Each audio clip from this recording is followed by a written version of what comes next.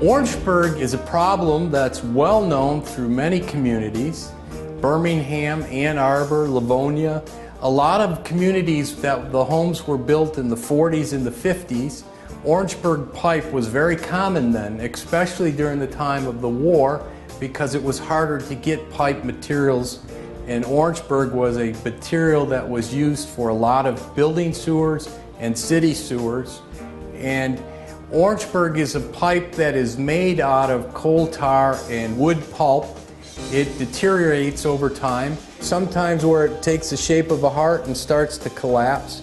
Other times it blisters and delaminates.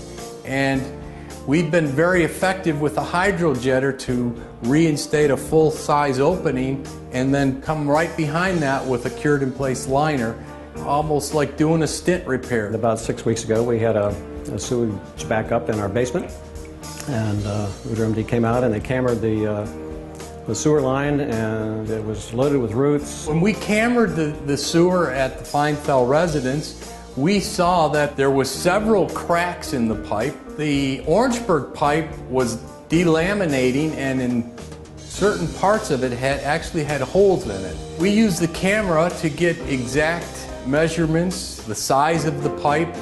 We also have a tool on the camera, it's called a sonde, and the sonde sends a signal to a locator, and we can tell exactly where that camera is. We can tell how deep the sewer is, and we know exactly where the bad spots are. We hydrojetted the sewer and got it back to a clean condition, kind of scoured the inside of the pipe. It cleans it right down to the crock, no roots left, so we have nice flowing pipe. But we also had a problem near the tap into the main sewer, where we had this Orangeburg pipe that was in really bad shape, and had we just cleaned the crock, this would have been a problem down the road, because it would have been a major break in the line. We found that they had a section of Orangeburg pipe that was from the tap in about 30 feet, and we used a hydrojetter again to smooth that out, then put in a cured-in-place pipe liner. This process of CIPP, cured-in-place pipe, it's sort of like cardiac care for your sewer. It's like a stent where a liner is placed and the bladder is inflated, and it's a resin-cured liner, and it's just really smooth from start to finish, almost like a PVC pipe now. So we can put the cured-in-place liner in a very short section. We can use from maybe a 2-foot repair all the way up from doing 90 feet, like on this job, from the home to the tap. The liner will cure real well even when there's a hole in the host pipe. There was one section in particular that was extremely cracked. It was good to line that because now we know that's locked into place and will never collapse.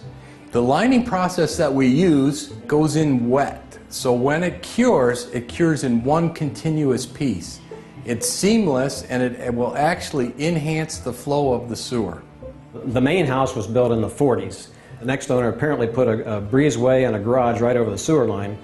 And to dig this up, we would have had to demolish the garage and the breezeway, but this procedure just offered a great alternative to not have to do that, and considerable cost savings, and just not having the destruction of those structures. With the cured-in-place process, there's no or very little restoration work. You don't have to worry about tearing up driveways, tearing down a building. You don't have to worry about hitting gas lines or electric lines or cable TV. With the cured-in-place process, there's typically no excavating and there's no restoration costs. We're very happy that they were able to take care of this in a very short amount of time, and in a very efficient manner, and very thorough and knowledgeable, and just very pleased.